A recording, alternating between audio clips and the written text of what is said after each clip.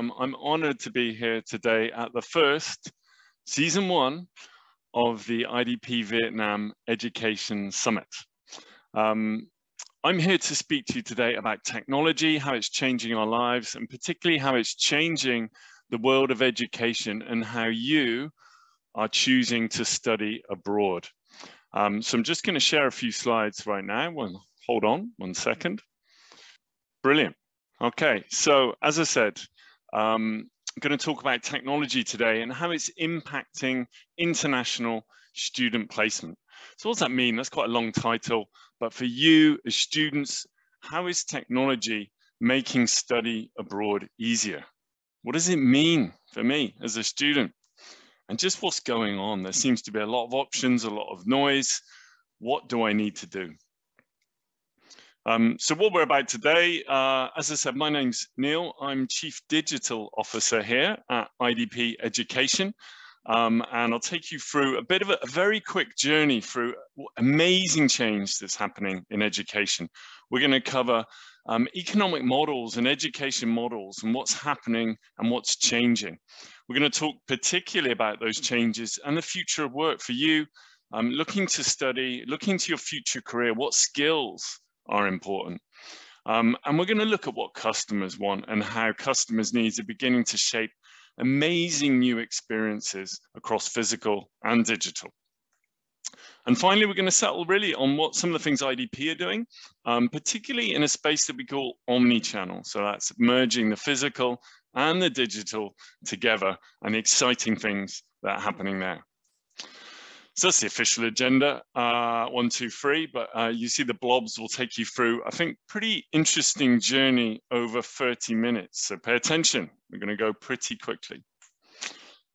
First off, what does education look like now? If I'm studying abroad, how does it actually work? And how are those models changing? So this is a bit of a background. You might go, why do I need to know this? It will all become a little bit clearer in sections 2 and 3. So this is studying abroad. This is the journey that you're going on. You're discovering and searching. You then choose institutions and courses and you apply for those choices.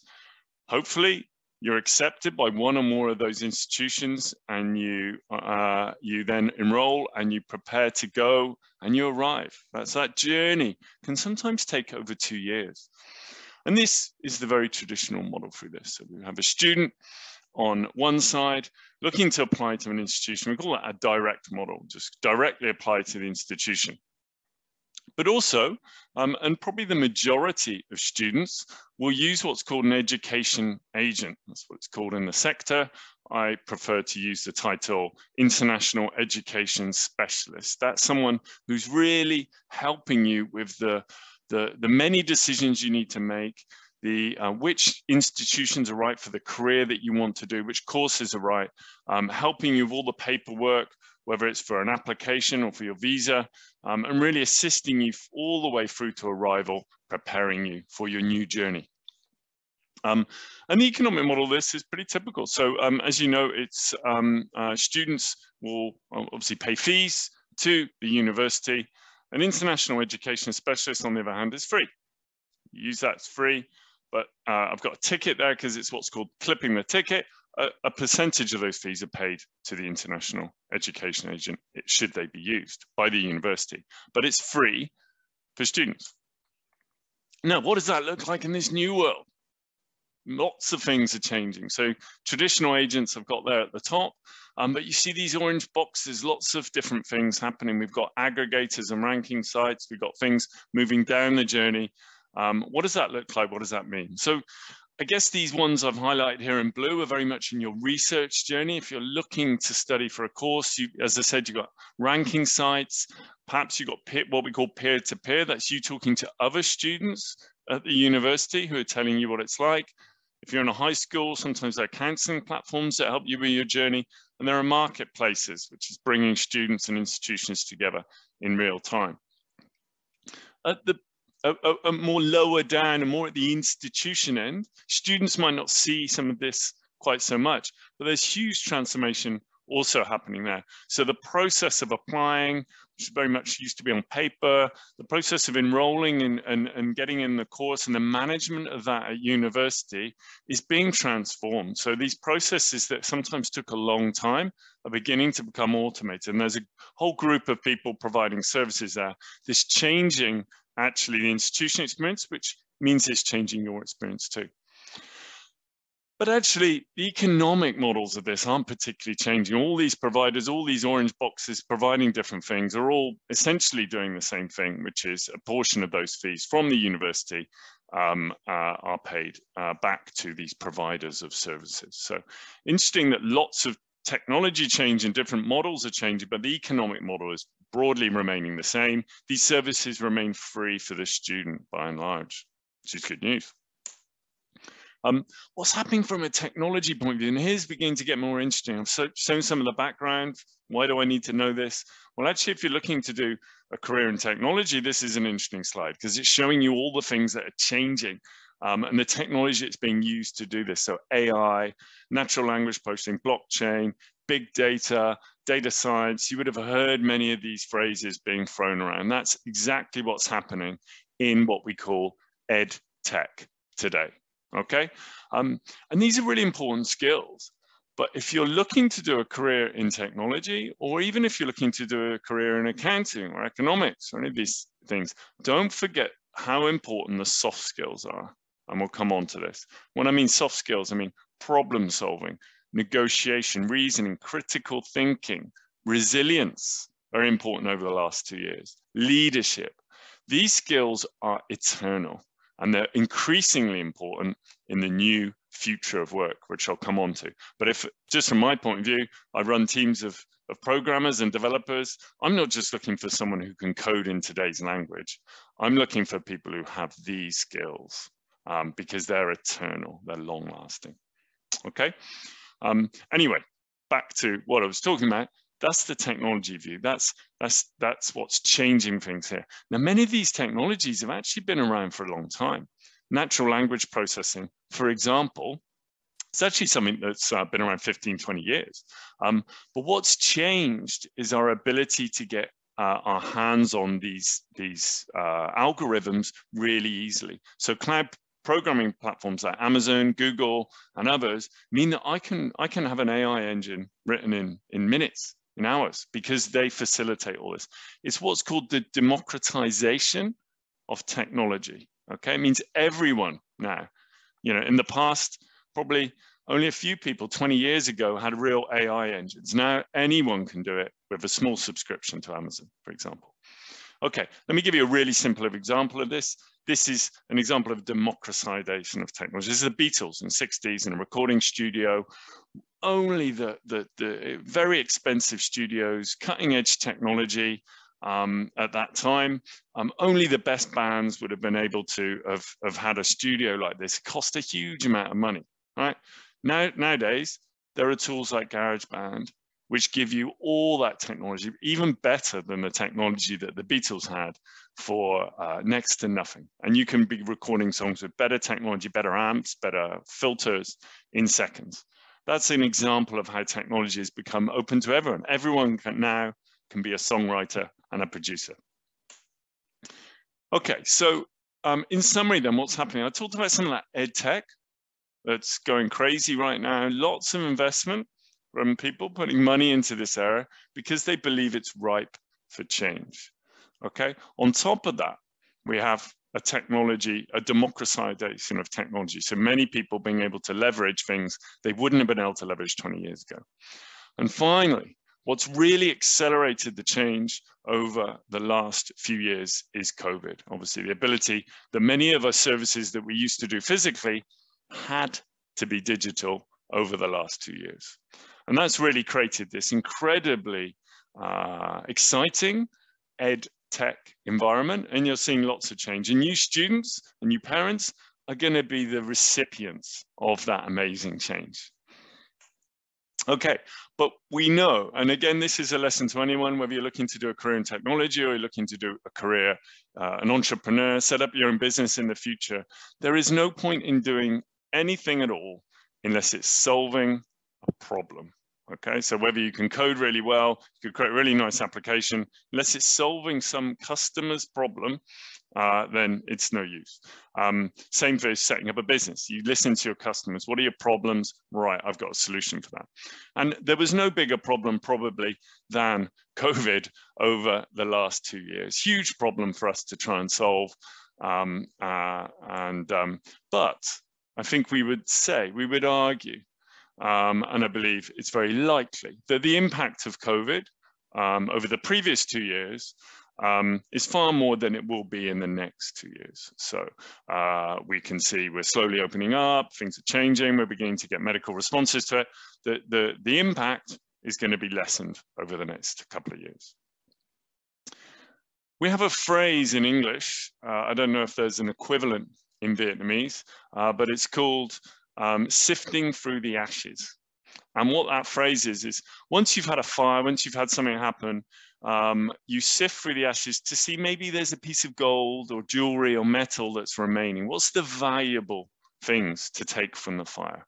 Now, COVID was a fire. There are many, many things that we would not want to keep from that experience. Many emotional traumas and problems that we all encountered, lost loved ones, and also, loss of freedom, not being able to go and see our friends at restaurants, not being able to travel, etc. But there were some things created that were of value. And how do we sift through the ashes to work out what the really good things from COVID were? And some of those are the virtualization of services, being much more available to people in different ways. And that really brings us on to our second section. So that's a little bit of a landscape of the change that's happened over the last couple of years, last 5 years. But as I said, it doesn't matter unless you're solving problems for students or also for counselors, international agents, and for institutions. So we're going to have a look at what their problems are and how technology is beginning to solve those. So I've been really bad using a stick figure up until now. Let's talk about what that student is. Here's Roy. He studied at Griffith University, just left, just going before COVID, Griffith University in Brisbane. There he is. Yeah, and we should recognize that always they're not stick figures. You students, you have hopes and dreams to transform your lives and be the person that you want to be. And this is Roy in this example. What are his needs? Well, Roy, when we're talking to all our students, they say, well, what change do you want to see in student placement? They want to make it easy for me. It's a complicated process. It seems too complicated. Make it easy. Make sure if I use an agent like you, IDP, or someone else, I can guarantee trust that you have my best interests at heart. And improve my chances. If I'm using you, I want a better chance of getting into the course and the career that I want. Improve my chances of success. For our counselors, they want to be able to focus on counseling. They don't want to do lots of administrative tasks. They want to be speaking to students and helping them. And they want transparency, an increasing world where you can be physical, digital event, using an app, using a website. They want transparency of all the choices that Roy's making so they can help counseling better. And that gives them an opportunity to give a great customer experience, great CX. And then for our institutions, they want volume. Yes, they want to fill their classrooms, but they don't want to fill them with all the same people. They want to have diversity in their classrooms. They want people from all countries to give that great student experience for Roy. He's meeting people from all different backgrounds and different places. And also they want efficiency. They've found it hard during COVID too. They want to be able to make sure that they can make their processes more efficient so it can be quicker and it will cost them less. So what are people doing in this area, in this EdTech space that we've already talked about? So I'm going to focus on this back office, if you like, how you apply, how you enroll first. Now, here's a great example of something that's happening in this area now. That all the documentation that used to be physical, scanned in, sent around, emailed, that's now becoming a digital process. So here's an example that we'll see more of in the future of documents being scanned in with your mobile device or whatever. So you don't need to necessarily go in and visit someone, and that document is automatically recognized. So you can see here the document, this is an example passport, I should say, being recognized automatically, the data. So no one needs to key it in. There won't be any mistakes made. It's automatically being scanned. That's making it easy for Roy. That's making it efficient for institutions around the world. And for our counsellors, it's a great customer experience. Roy doesn't need to have to come in. They can get the documents digitally, approve them, verify them, and pass them on securely. And some of this is, and again, breaking out into the future of work, this is going to be a theme. Whatever career you're looking to take as a young person now, how you're looking to do, you will find your workplaces are being transformed over this period. So this is an old office, people keying things in, duplicated processes, lots of manual work. Well, McKinsey have said about half of the activities, not jobs, but activities carried out by workers today could be automated. So many of the things that your parents were doing, they won't exist as things that we do. Nearly all occupations will be affected by automation. Only 5% of occupations will be fully automated, but obviously a huge change in the ones that exist. And that's McKinsey from the future of work. And again, I come back to the important skills in the future of work, and the changes are going to come to those soft skills. Yes, there's going to be more automation, but the skills that will always be desirable are these creative problem solving, critical thinking, and leadership. Okay, so some examples of how these are changing with data, big data and AI. What sort of things are happening? Well, for Roy, improving my chances. If he views a course, AI should be able to recognize people like Roy and what they went on to study and what they were successful with. So it begins to make recommendations to Roy based on the type of person they think Roy is. And that's a great example of that would be in retail. When you buy something, it says customers who did this also bought, okay? Those are those sorts of patterns. For institutions, that diversity, they don't want the classroom to be all the same. So if they can find students with certain grades and patterns, can they find more globally, reach out on a transparent platform to find students like Roy? And for our counsellors, it's that transparency of all the things that are happening, as I said, on a physical and a digital world. How can I see all those things going on so I can best counsel Roy? Okay, so let's just pop over onto the other area of ed tech, which is aggregators and ranking sites, peer-to-peer counseling, high school. What's happening in that area? And really, you got a transformation of the way that you're engaging and researching institutions. So we talked about recommendation engines. Here's an example of virtual counseling, which is something that we started to provide very early on in the COVID-19 crisis, the ability to speak to a counselor without physically needing to travel or be in the same room. Was obviously really important. But you'll now see these services, as I said, the gold in the fire and the ashes, to evolve, not just be quite primitive counseling services, but yeah, imagine a global event. You're not just studying with people from Ho Chi Minh, but actually you're meeting people all over the world and institutions all over the world in one event. The ability to be seen by them, to talk to them, the best of the best for data science or robotics or whatever career you're looking for. This is how some of these virtual services will transform your experiences in education.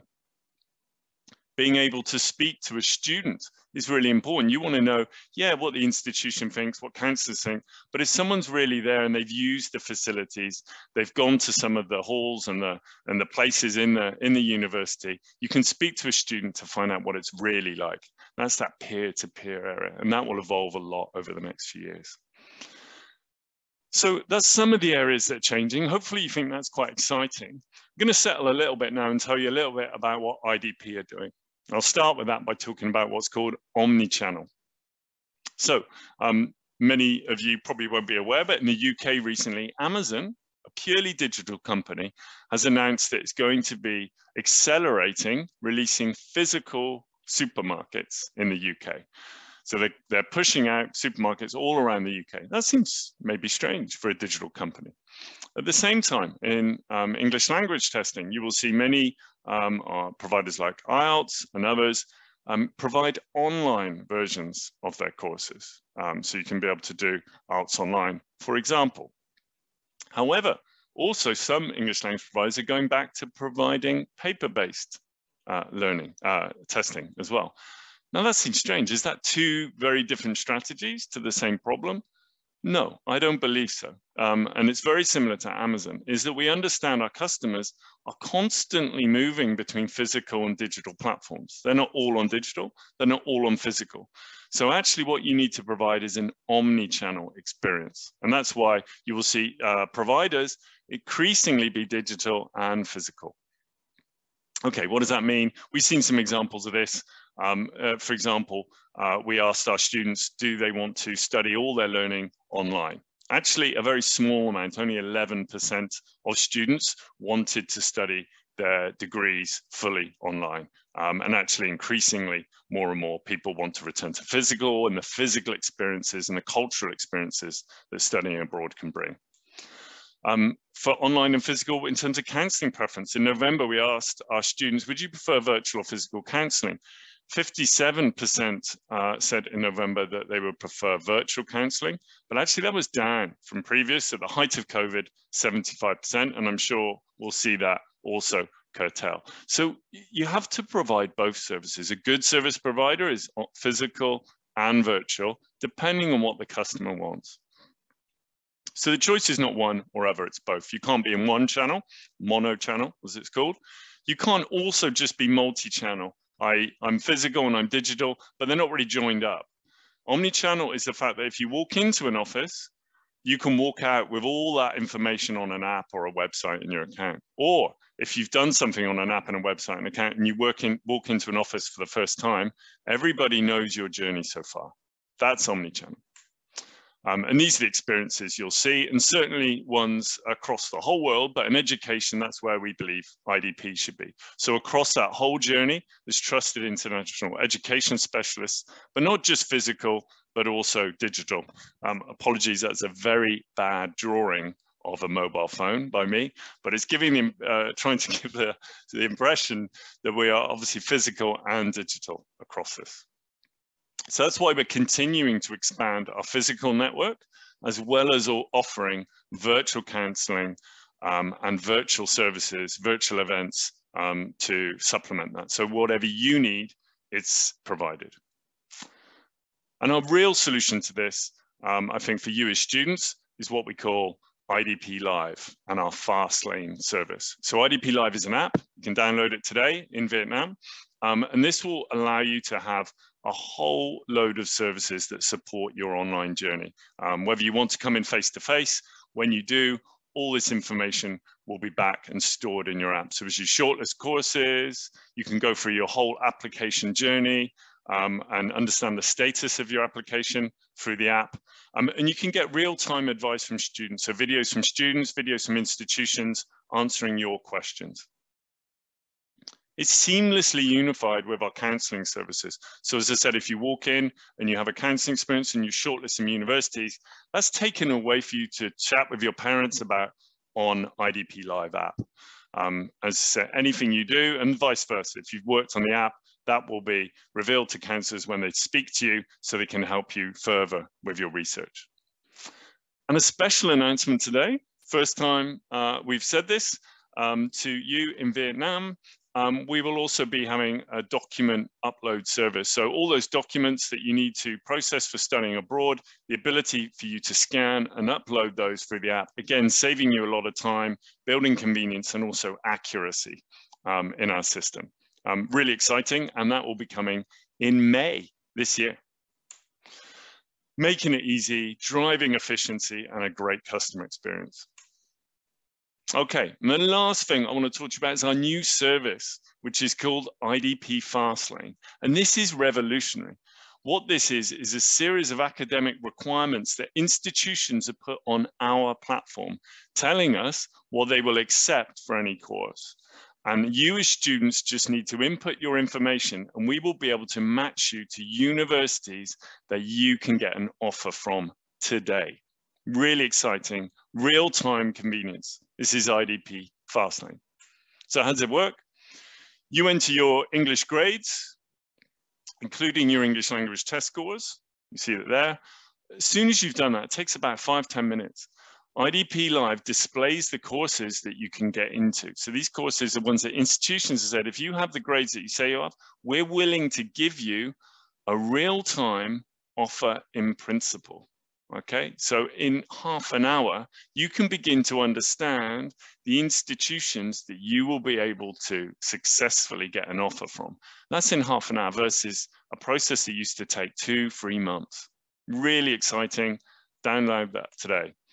It's also available in Office. If you come into an office, we can offer the same service to you where you can tell us, answer those questions, and we'll be able to deliver real-time offers to you from institutions on our platform. Let's see what that looks like.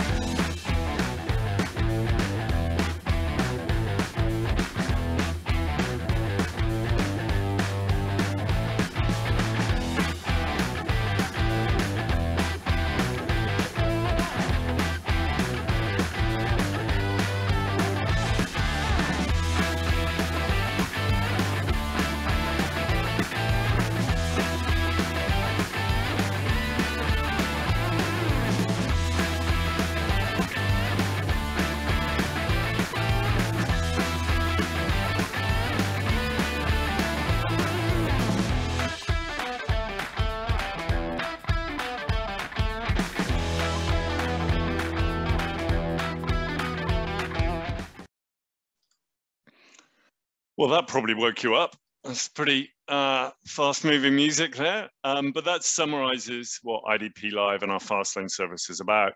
Here is a student speaking about this service. I thought I'd have to abandon my dream of studying abroad in these difficult times, but thanks to IDP Live app, the colleges of my dreams have already accepted my application. Yeah. For our counselors, it has really helped me lighten the load in creating course options for students. It's made my counselling more interactive as I encourage students to download the IDP Live app and reflect the suggested universities they consider in real time without having to wait for an email to be sent to them. And for our institutions, University of South Australia in this case, in the past, we'd have to go to students and tell them what thought they needed, and the process could take months. But Fastlane changes everything. Now the student tells us what they want, and IDP Live can find the best course for the student that matches their profile almost instantly. So that's it in a nutshell. Coming soon, as I said, we're going to have DOP uploading and the ability to message your counselor directly in the app, again, making it very, very convenient for your journey, IDP in your pocket. Hopefully then, as a result of this, you can see we're trying to solve the needs of our students. Yes, we're using technology. Yes, we're accelerating that education journey and that crazy landscape of providers we saw. But at the heart of it are you, our students, and our clients with needs. So we want to be able to help students get that diversity and efficiency, that diversity and efficiency. Students, we want to make it easy, guarantee trust, improve your chances. And for our counselors, we want to give them time to be able to counsel you for that best decision of your life. Okay, so there's our global platform and connected community, and that's it for me today.